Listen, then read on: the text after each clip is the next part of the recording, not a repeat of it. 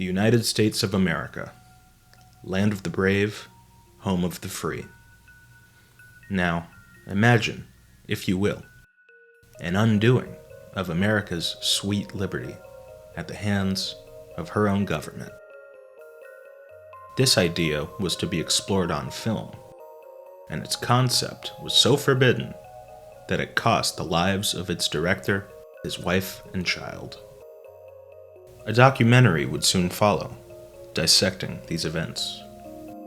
Were these lives actually lost to a shadow government, or does the real conspiracy lie within the official story? This is a gray state. Fresh out of high school, David joined the Army. During his first tour in Iraq, he witnessed firsthand the horrors of war and its effects on humanity over there. I've seen people shot in the head. I've seen people killed. I've seen people blown up. I've been in combat. I've shot people. I know how combat goes. You die like animals. We die like animals. You bleed out, and then you leave a corpse that looks surprised. And that's just how it is. Shortly after getting back home, he is surprised to be called back for yet another tour in Afghanistan. He has a wife and a daughter on the way, and he thought he was going back to civilian life, and he'd done his time, and Uncle Sam said thank you, and now all of a sudden he is being thrown into what he feels to be a corrupt war. This is what's referred to as a stop loss, or in other terms, how the DoD retains soldiers past their scheduled separation from the military. According to Crowley, he was forced to deploy to Afghanistan against his will for 15 months. And I come back from that very disgruntled, to say the least. Nothing good ever comes out of a deployment except for, well, a body count. It was then that he decided to take on filmmaking as an outlet for his newfound distrust in the U.S. government.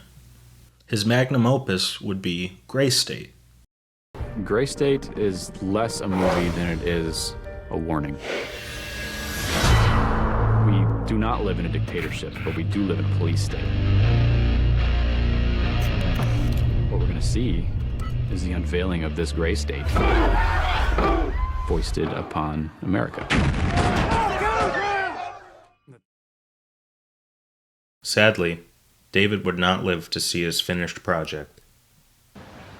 I saw one body that was probably, maybe about 6 to 8 feet away from the window. And then I noticed that there was another body, maybe 6 to 7 feet away from the first one. And I noticed that there was a little body that looked like it was almost in the second body's arms. Given the film's conspiratorial subject matter and the inclusion of Alex Jones, we are already beginning to fall to the gray state. Yeah, he was going to be in this too. It was only natural that the sudden and violent nature of the Crowley murders would leave fans of the project blaming the very same government that David was seeking to unmask. It'd be like if someone was making a documentary on Boeing today about all its faults, and then having the director of that movie being suddenly killed. The audience automatically has suspicious deaths consciously associated with the Boeing name. This documentary, however, isn't kind to the conspiracy theorists. Hello, this is Dan Hennon, along with Greg Fernandez Jr. for another installment of the Crowley Case Updates. I don't give a crap about credibility at all. Credibility means nothing to me. I'm not in law enforcement. I don't have a background in detective work, but how it happened, I would say it's undetermined. It's a fair move, though, because these two are missing key pieces of information that the film later explores. For example, less than a year before the murders, David had a meeting with Gray State's producers. Director Eric Nelson conducted an interview with them for this documentary. David was very laid back, very, very calm. In that meeting, it was just very, very, very professional. No sense of just, hitting his lines or, No, I never got that impression at all. If he was acting, he was one of the best actors I've ever seen. I was just going to say the same thing. Nelson then plays David's personal recording about the meeting. I had 4,000 fans before there was even a concept trailer. and I dropped it to those people, and it ballooned to 32,000 that you see today. These are the proverbial fish in a barrel that every time you say New World Order, they get out their wallets. How are the rewrites? First thing you're going to do is see what they do to each other. If they look at each other, are they measuring me right now? All right. Mike, I see just one producer credit on your IMDb. This tells me that this is either MEG's first production or you guys have something else in mind.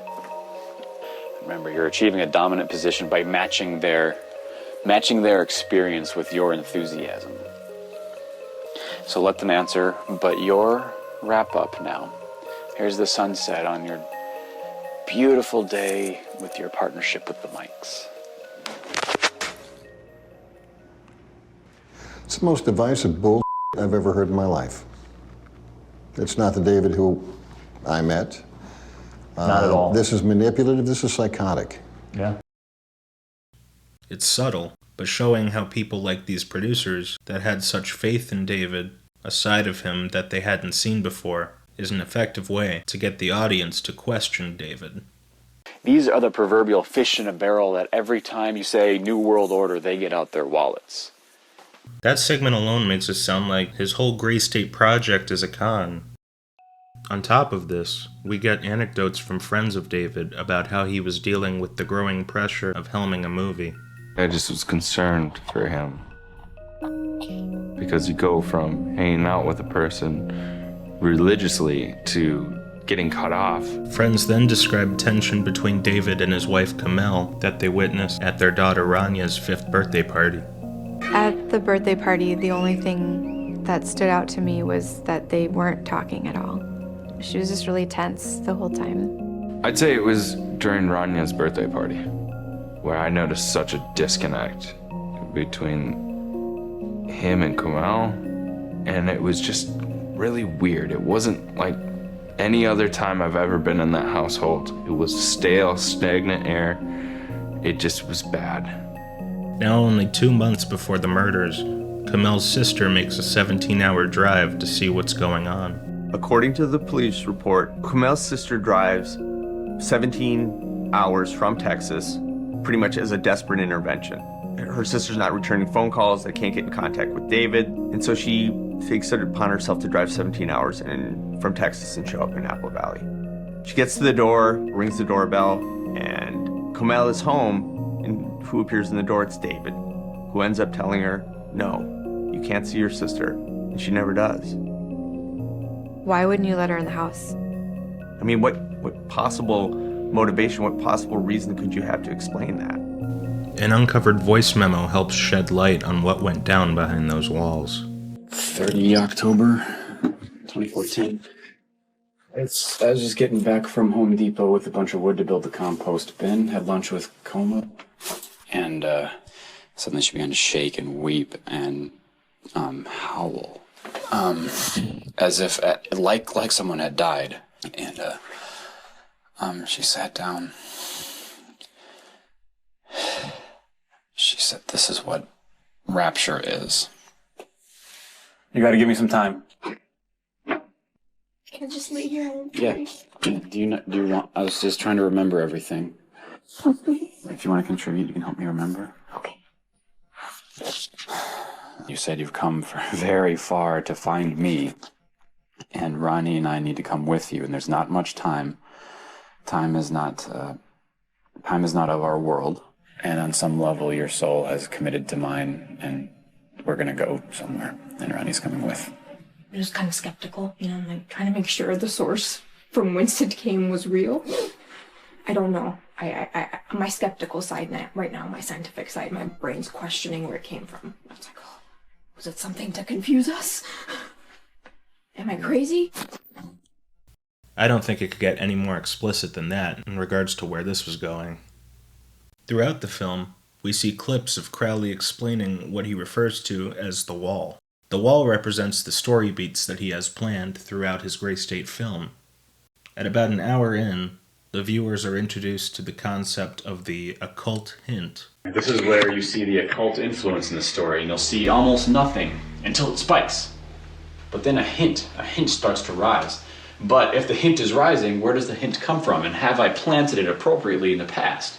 And I'm able to see, like, when the bad guy is introduced, is there enough of the occult hint?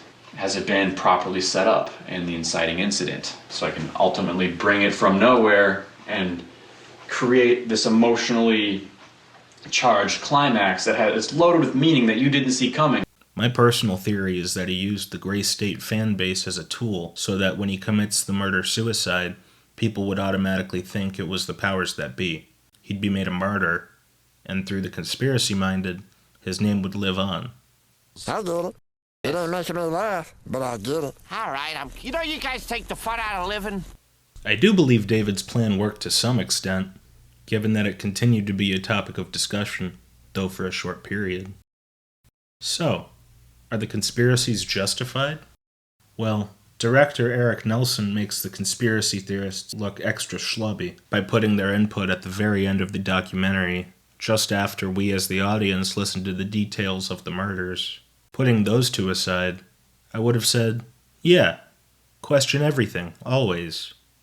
But after watching this documentary, and seeing the public display of Crowley's personal journals and recordings, there seems to be a clearer picture.